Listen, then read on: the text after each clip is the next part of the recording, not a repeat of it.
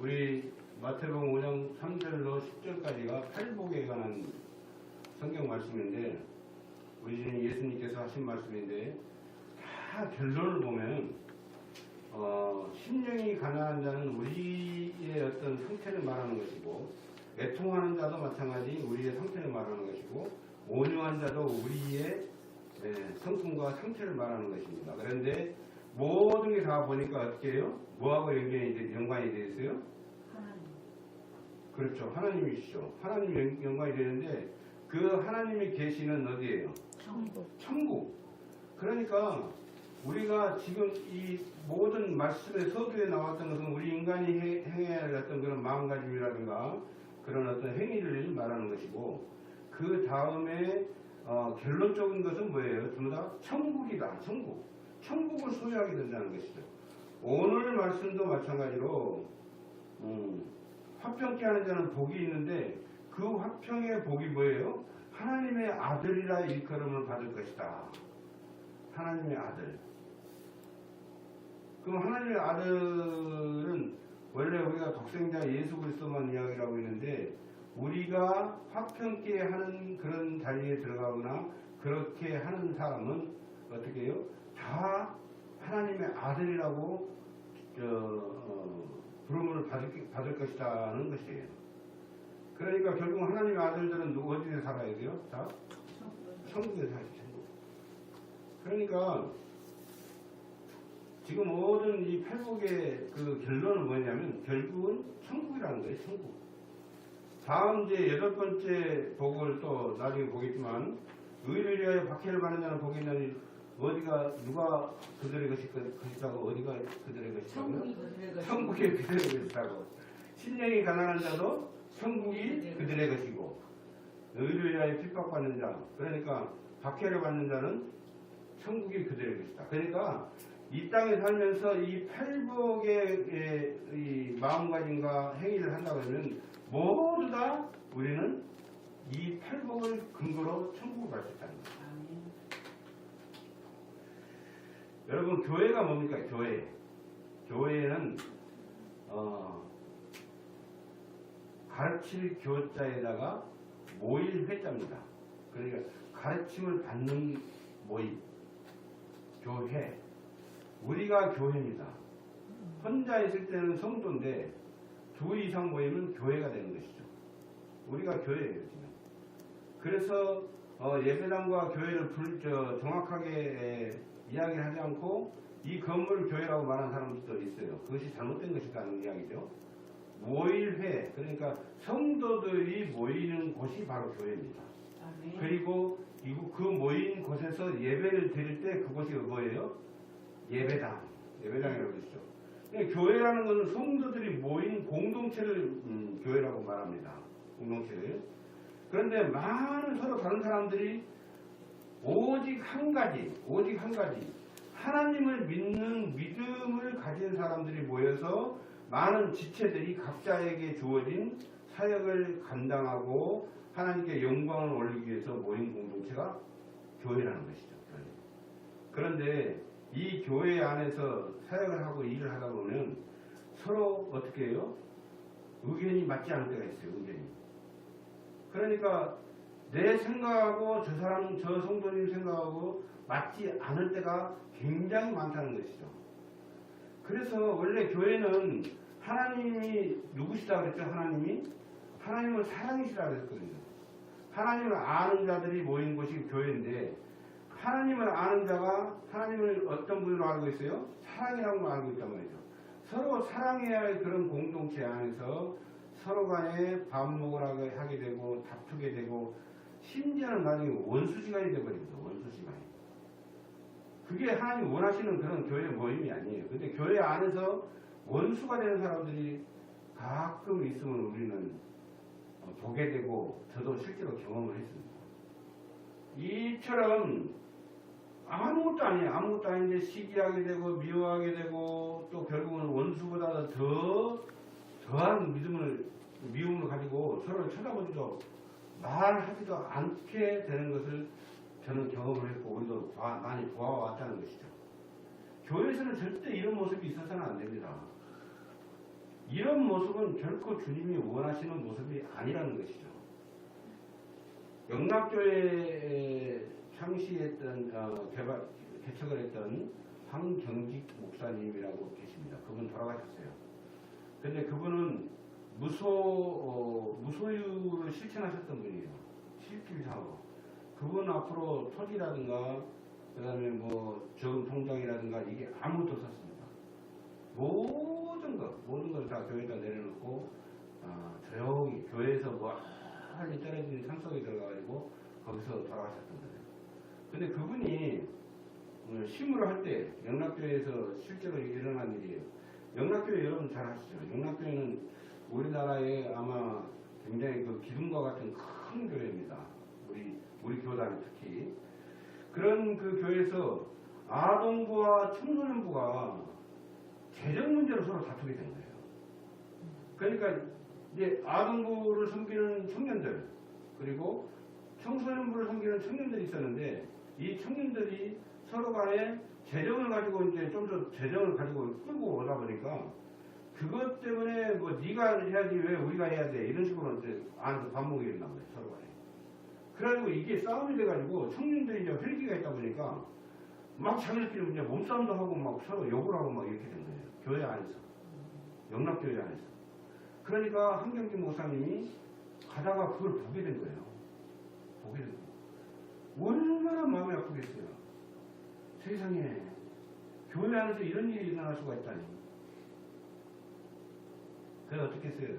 이 한경직 목사님이 그 싸우는 현장 그 아이들 그 청년들이 싸우고 있는 그 교사들이 싸우고 있는데 그곳으로 가가지고 그들 앞에서 무릎을 꿇습니다. 무릎 꿇고 울면서 제가 잘못했습니다. 그 때문에 일어난 일입니다. 이렇게 이야기를 하는 거예요.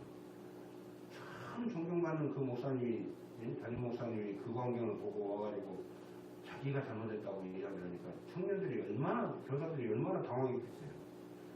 그러니까 이제 자기를 용서해달라고 이렇게 엎드려서 절을 하면서 모든 것이 나의 잘못으로 이렇게 된 것이다. 이렇게 용서를 빌리게 됩니다.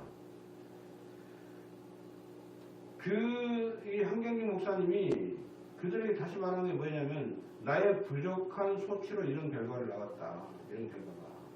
내가 부족해서. 그리고 내가 이 합리적으로 재정을 분배를 했더라면 이런 일들이 없었을 것인데 모든 게 나의 잘못입니다. 그렇게 막 말하는 거예요. 말다투는 사람들이 참 뻘쭘하죠. 뻘쭘해요. 그러니까 당신들은 잘못한 게 하나도 없다. 이 한경직 목사님 그 교사들을 향해서 당신들은 하나도 잘못한 게 없다. 열심히 하다 보니까 이런 결과가 나온 것인데 내가 그걸 조정을 못해가지고 그렇게 된다니까 나를 용서해라. 그렇게 엎드려서 눈물을 흘리면서 그러니까 그것도 그냥 사가지고 이야기가 아니라 아예 무릎을 꿇고 그들 앞에서 그러니까 거기서 무슨 일이 일어나냐면 어떻게 돼요? 이 청년 교사들이 너무너무 부끄러운 거예요.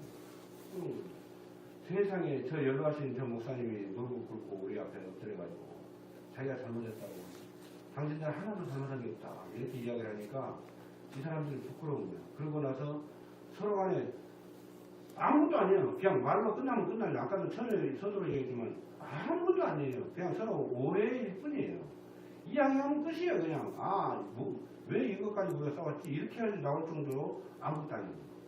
그러는데 그렇게 되다 보니까 이 청년들이 서로 간에 이제 도둑 안고 이렇게 안고 뭐 서로 용서를 하고 내가 잘못했다. 나 미안하다. 또 이쪽 교사도 아이고 내가 잘못했다. 내가 용서를 빈다. 이렇게 하고 화목하게 만들었던 그런 사건들이 있었다는 거예요. 한 목사님은 화평을 실천하는 자였습니다. 목사님은 어떻게 해야 돼요? 모든 걸 책임을 져야 됩니다. 담임 목사님은. 그리고 잘못을 아까 한 목사님처럼 모든 게 내 잘못이라고 그렇게 해야 돼요. 그래서 화평하게 화목하게 만들어야 되는데 그렇지 않은 분들이 많이 있어요. 저도 지금 그런 모습을 저도 직접 경험을 했기 때문에 앞으로 혹시 교회 안에서 그런 일이 생기면 저는 항상 항상 제 모든 게 잘못이라고 고백할 것입니다. 모든 게 다 책임은 제가 질 것입니다. 우리 주님 예수님께서 하나님이시면서 인간의 육체를 입고 이 땅에 오신 이유가 죄인된 우리를 구원하시기 위해서 속죄의 제물이 되셔가지고 십자가상에서 보혈을 흘려주심으로 우리가 구원받게 됨을 우리는 너무나 잘 알고 있습니다.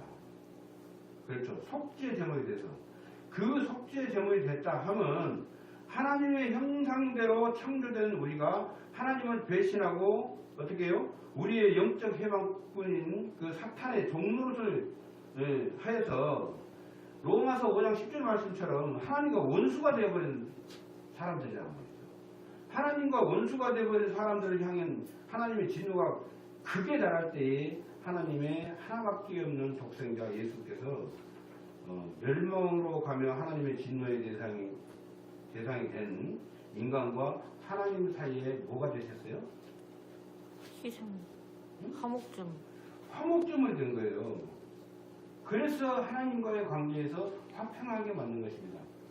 다시 말해서 하나님과 원수가 되어버렸다니까요. 하나님이 우리를 창조하셨잖아요. 창조하셨는데 그 창조된 인간이 어떻게 해요? 창조된 인간이 죄를 진 거예요. 죄를. 하나님을 배신하고 하나님과 화목하게 지내야 할 그런 인간이 죄를 짓게 돼가지고 1차 인간을 멸하는 놀라운 그 사건이 있잖아요. 대홍수 사건. 그리고 나서 노아의 후손들로 인해서 이제 이 땅에 모든 사람들이 살고 있는데 그들 역시 또 죄를 지어가지고 하나님을 실망시킨 거예요. 그러니까 이 인간과 도저히 인간이 사탄의 종노릇을 하니까 그 사탄의 종노릇을 하는 사람들은 어떤 사람들이에요? 바로 원수가 되는 게 하나님과 원수. 그 원수가 된 사람들을 하나님께서 멸하실 수도 있잖아요. 한 번 했잖아요. 우리 홍수 사건으로 통해 가지고 한 번 멸하셨잖아요. 그러니까 이제 멸할 때가 다가왔어요. 지금 다시. 그런데 어떻게 해요? 2000년 전에 예수님께서 화목제물이 되셔가지고 하나님과 인간과의 관계 그 사이에서 화목제물이 돼가지고 어떻게 해요? 둘이 화평하게 했다.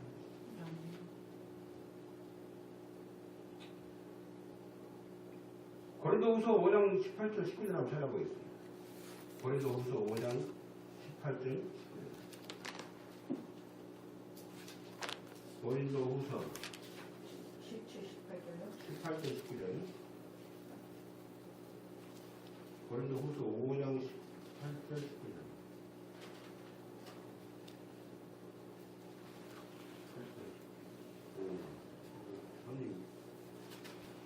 자, 시작.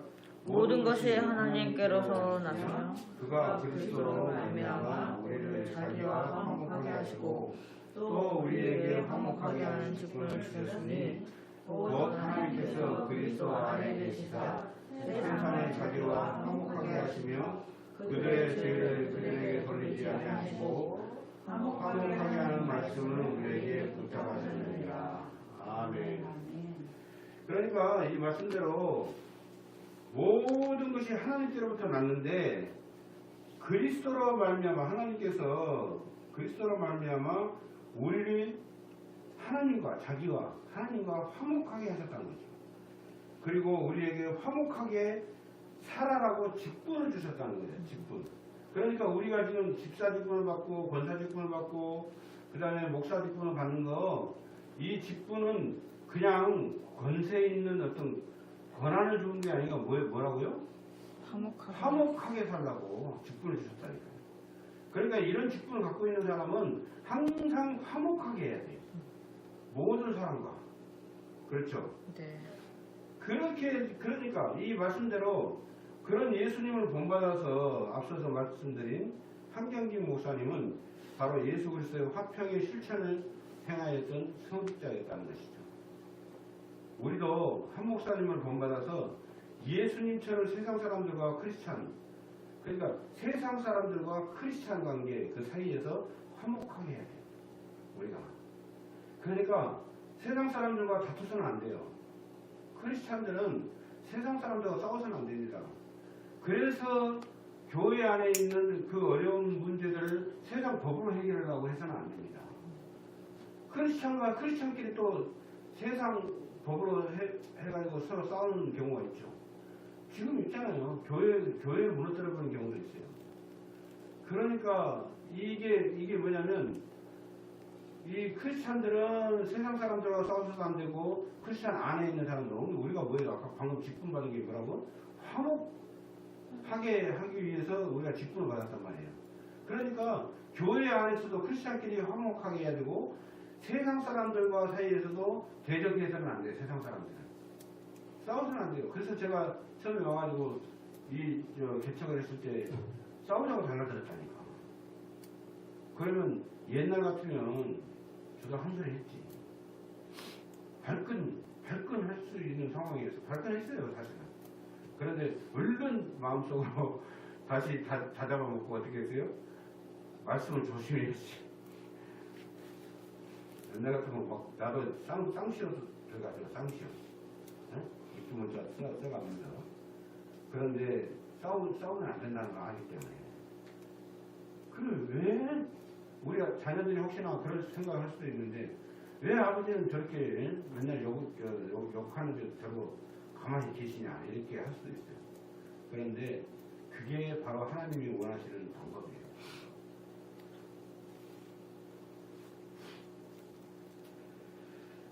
마태복음 5장 24절 보니까 예물을 제단 앞에 두고 먼저 가서 형제와 화목하고 그 후에 와서 예물을 드리라. 여기서도 화목이란 말이 나오는데 예물을 제단에 두고 먼저 가서 형제와 화목하고 그 후에 예물을 드리라고. 여러분 예물을 드릴 정도면 교회에다가 하나님 제단 앞에다가 예물을 드릴 정도면 믿음이 있는 사람입니까? 없는 사람입니까? 있는 사람입니다. 믿음이 있는 사람입니다. 그 믿음이 있는 사람이 하나님께 영광 올리기 위해서 자기 나름대로 최선을 다해서 예물을 준비하고 그리고 여러 가지를 준비해서 뭐 헌신하고 봉사하고 하는 거잖아요. 교회 안에서. 그런데 그 예물을 드리기 전에 먼저 뭘 해야 된다? 형제와 화목하는 것이죠. 아무리 좋은 것으로 하나님께 영광을 올린다 하더라도 먼저 형제와 화목을 해야 돼. 그 형제라는 것은 뭐예요? 성도와 성도 간에. 성도와 성도 간에. 그 다음에 부부지간도 형제예요. 그래서 우리는 특히 우리 사모하고 나하고는 주일날만큼은 절대 안 싸워요. 토요일날만큼은 안 싸우려고 해요. 서로 다투더라고요. 그래야 그래요. 그래요.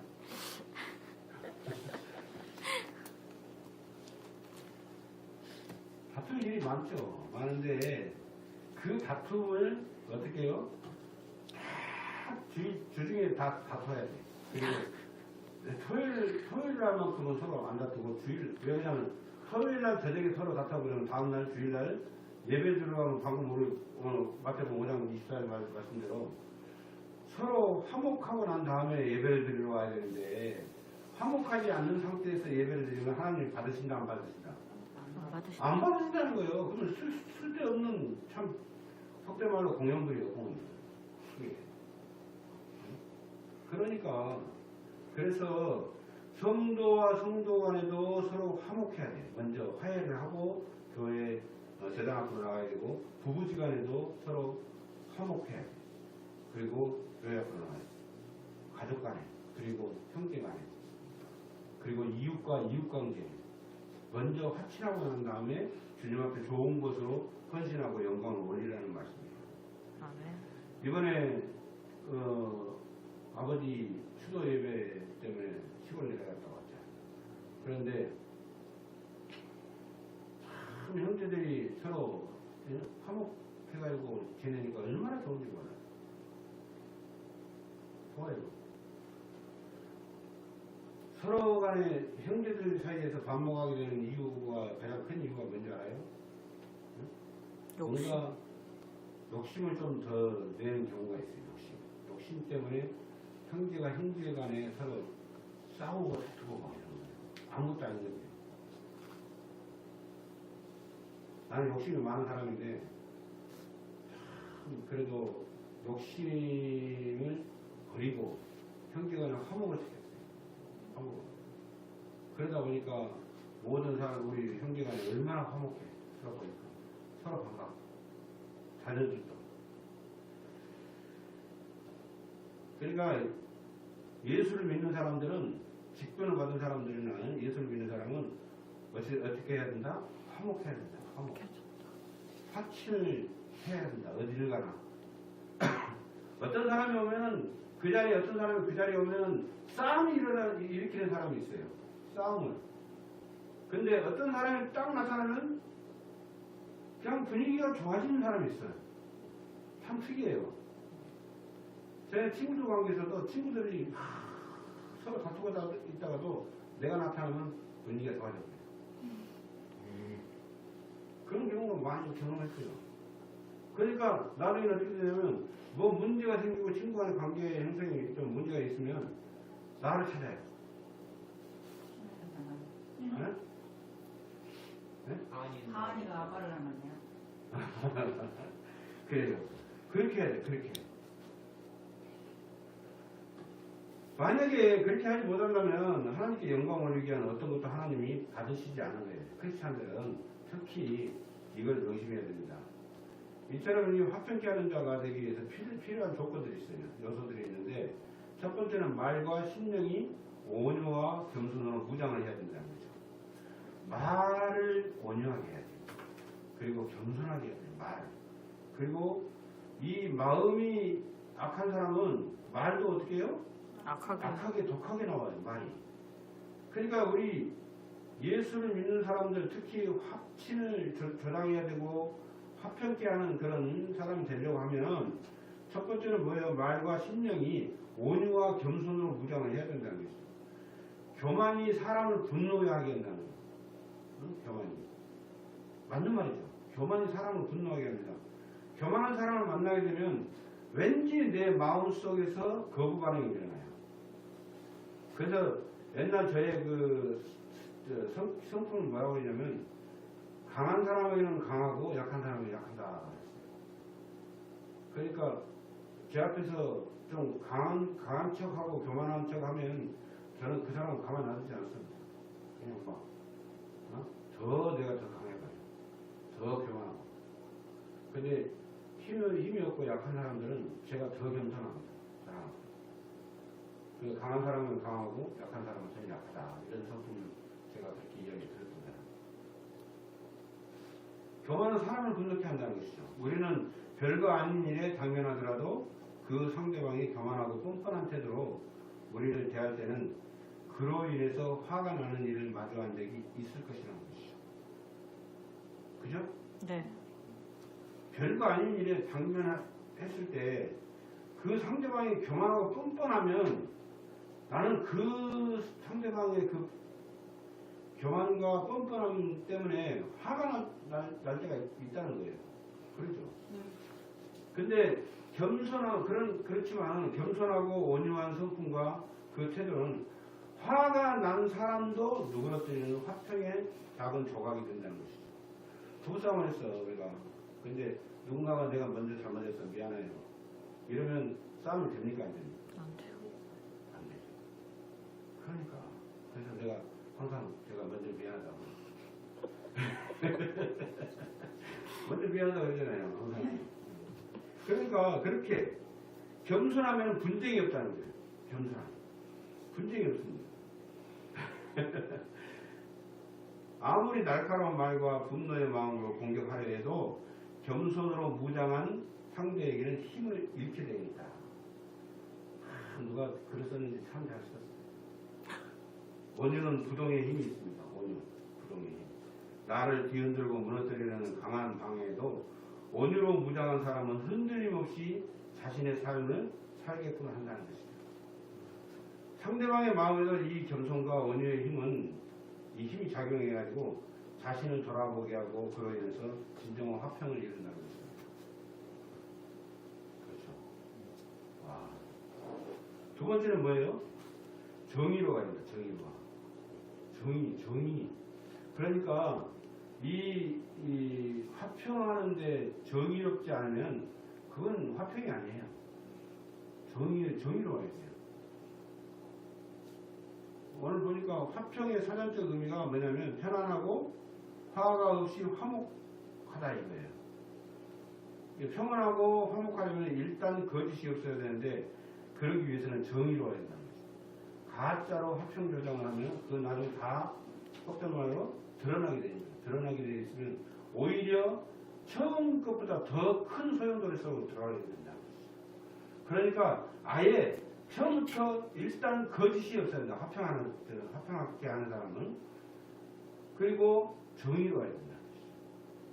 정의롭지 못하면 거짓을 말해야 돼. 거짓. 그리고 그 거짓을 상대방이 알게 되면 화평이 있을 수가 없다는 것입니다. 설령 상대가 알지 못한다 해도 자신의 불안에 떨며 살아가기 때문에 이 또한 화평이 없다는 거 참 좋은 말이죠. 응? 화평이 없다는 거. 그렇기 때문에 화평하려면 어떻게 한다? 정의로워야 한다. 세 번째는 뭐예요? 예수님의 심장을 닮아야 돼요. 심장을. 예수님의 기본 성경이 뭐예요? 화해와 용서입니다. 예수님의 기본 성경은 화해와 용서입니다. 용서. 예수님 당신을 십자가에 못 박아 조롱하는 인간들을 하나님께 저들을 용서해달라고 말합니다. 예수님께서는.